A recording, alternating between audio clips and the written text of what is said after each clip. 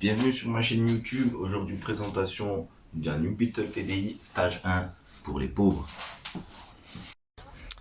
Donc voilà le petit Elite 9 TDI. Donc c'est un 90 chevaux et le type, le code moteur c'est ALH. Donc c'est un TDI avec un turbo à géométrie variable. Donc la première modification, c'est suppression de la vanne EGR. Donc là c'est un kit, ça vaut rien, hein. Vous achetez ça sur Amazon, ça vaut à peu près 30 €. Donc on a la suppression de la vanne EGR. Et je sais pas si on va la voir derrière, au niveau de la plaque du collecteur, peut-être un peu plus loin. Bon bref, c'est une plaque qui fait une suppression du tuyau de retour. Donc la vanne EGR c'est ça. Donc normalement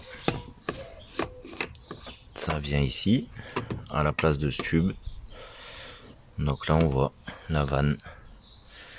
Et ça c'est le clapet de forçage des gaz ici là. Le petit clapet. Donc une fois que ça se bouche, ben, perte de puissance, ça fume et ça consomme plus. Donc ça c'est poubelle. Et ça c'est donc du coup le fameux tuyau qui va du collecteur d'échappement à la vanne EGR, donc pour recycler les gaz d'échappement. Et dans ce kit, du coup il y a une plaque avec un joint qui remplace ce tuyau, quoi. Donc on va voir aujourd'hui si ça fait augmenter la puissance ou pas. Donc la petite histoire par rapport à cette voiture, une voiture qui n'avait pas roulé depuis 2 ans. Donc j'ai commencé par faire donc vidange, tous les filtres, la courroie de distribution et le kit accessoire.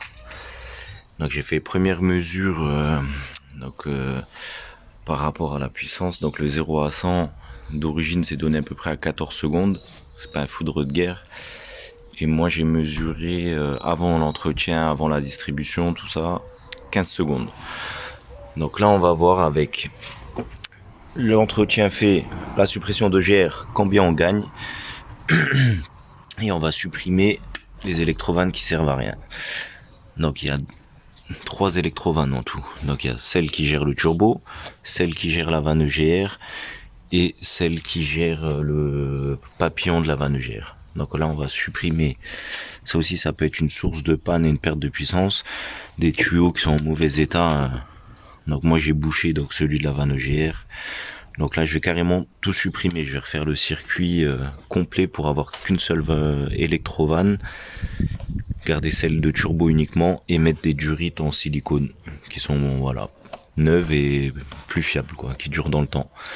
Et après on va faire une mesure de 0 à 100, voir qu'est-ce qu'on a gagné par rapport au début de l'achat.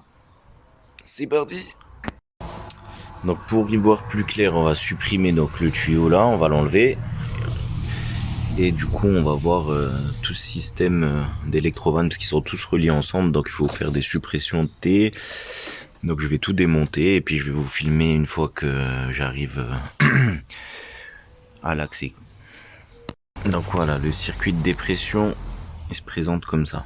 Donc là on a la pompe à vide qui crée le vide, l'aspiration, et du coup on a un T là.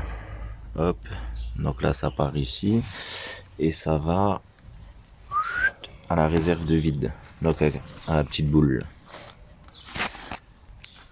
Attendez, je sais pas si on voit bien. Voilà ici.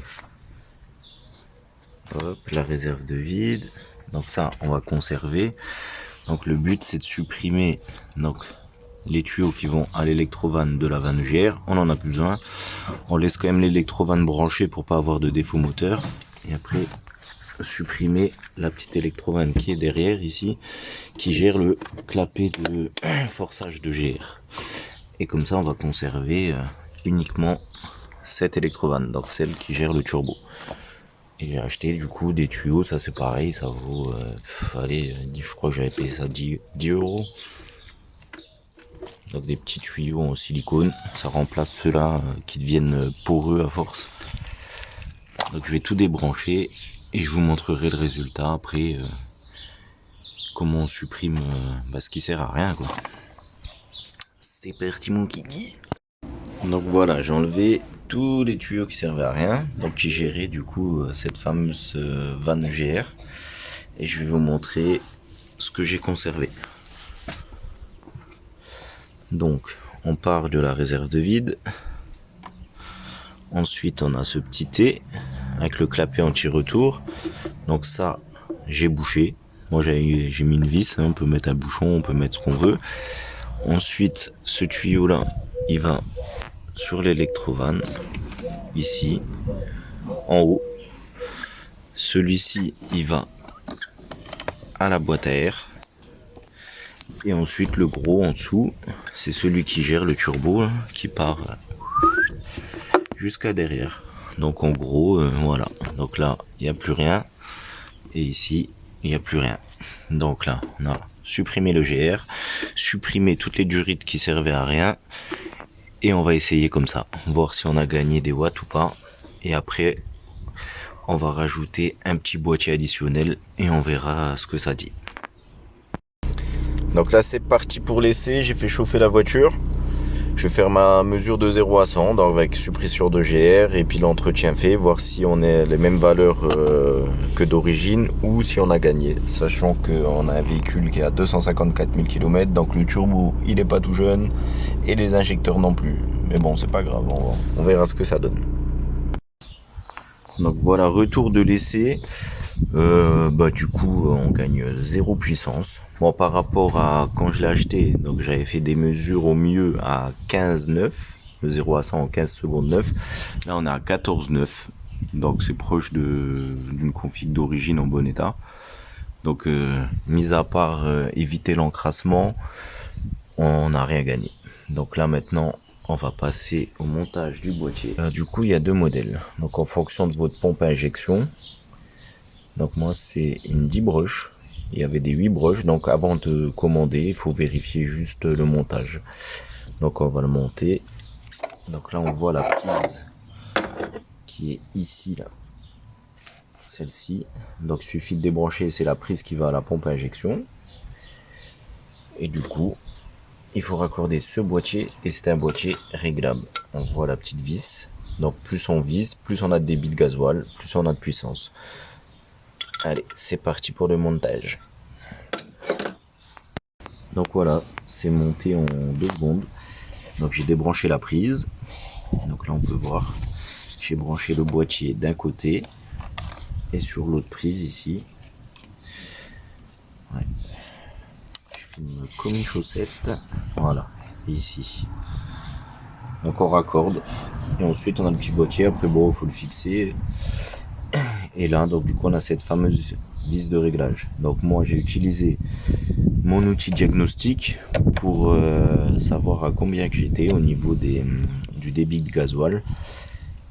Et donc sachant que dans les paramètres d'origine il faut être entre 3 et 4, donc c'était des milligrammes par coup. Bon, la valeur voilà entre 3 et 4. Là j'ai descendu à 2,5, donc plus le chiffre est bas, plus le débit est élevé. Donc à 2,5, ça augmente un peu le débit et ça allume pas le voyant. Donc on va essayer avec 2,5 et après on va le visser à fond pour voir avec le boîtier au maximum combien on a gagné en performance. Donc voilà, avec donc le boîtier réglé à 2,5, au niveau du débit on n'a aucun voyant allumé. Bon là c'est le frein à main, mais voilà. Après du coup j'ai pris un petit tournevis plat avec pour pouvoir jouer sur le réglage. On va essayer avec donc le boîtier réglé au maximum sans allumage de voyant, et après on va allumer, on va lui mettre le débit au maximum avec allumage de voyant. Mais bon, ça c'est parce que il faut faire une reprogrammation si on veut pas ce genre de problème. Mais bon, ça n'empêche pas de rouler, mais ça augmente les performances. On va voir par rapport aux mesures. C'est parti mon kiki. Donc là j'ai fait ma première mesure avec le boîtier à 2,5. Là je vais vous montrer l'incidence quand on modifie la vis. Donc il faut visser jusqu'à que le moteur donne des à-coups.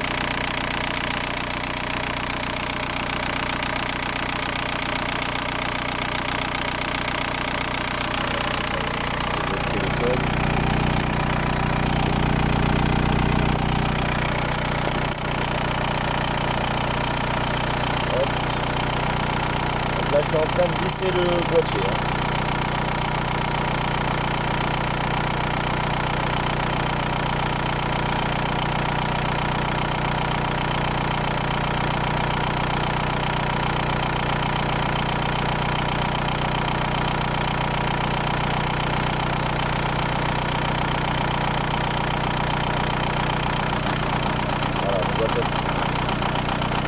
Boîtier vissé à fond, vous entendez là le bruit. Donc on revient un petit peu en arrière jusqu'à que le ralentisse ou stabilise.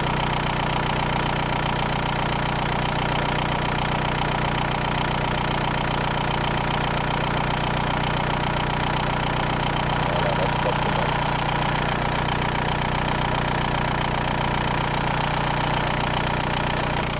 Donc là j'ai vissé le boîtier jusqu'à que le moteur il est raté, et après on dévisse pour retrouver un ralenti stable, et là le boîtier il est à fond. Donc là c'est parti pour la dernière mesure et on va voir le gain au niveau du chronomètre. Bon, le débriefing. Alors avec le boîtier, j'ai mesuré la meilleure performance que j'ai fait, 0 à 100, 12 secondes. Donc c'est bien, on a gagné 3 secondes par rapport au départ et 2 secondes par rapport à une config d'origine. Donc le boîtier ça marche, donc là pour une centaine d'euros et sans grosse connaissance mécanique, vous pouvez améliorer les performances d'un petit TDI, donc c'est cool, c'est bien. Stage 1 pour les pauvres, donc parfait. Hein. La prochaine étape on va faire l'esthétique, donc je vais changer les jantes, mettre des combinés filetés, j'ai plein de petites pièces à installer, ça sera dans la vidéo numéro 2. Et concernant la préparation, donc je vais changer les injecteurs. Donc là je vous montrerai quelles pièces il faut commander pour améliorer encore les performances. Le but c'est de tomber à peu près entre 8 et 9 secondes. Donc ça va équivaut à peu près à une performance d'un TDI 150, une Golf 4 à peu près. Bon, il y a encore du chemin, donc petit à petit on va voir combien de pièces il faut changer pour améliorer les performances. Donc je parle pas en puissance, je parle que en 0 à 100 parce que la puissance on s'en fout, parce qu'il y a le poids, il y a la puissance. Le chrono c'est une valeur sûre si vous voulez savoir les performances d'une voiture, chronomètre, il n'y a pas mieux. Donc voilà, je vais vous laisser là-dessus et puis j'espère que la vidéo vous a plu et puis je vous dirai à bientôt pour la deuxième vidéo esthétique.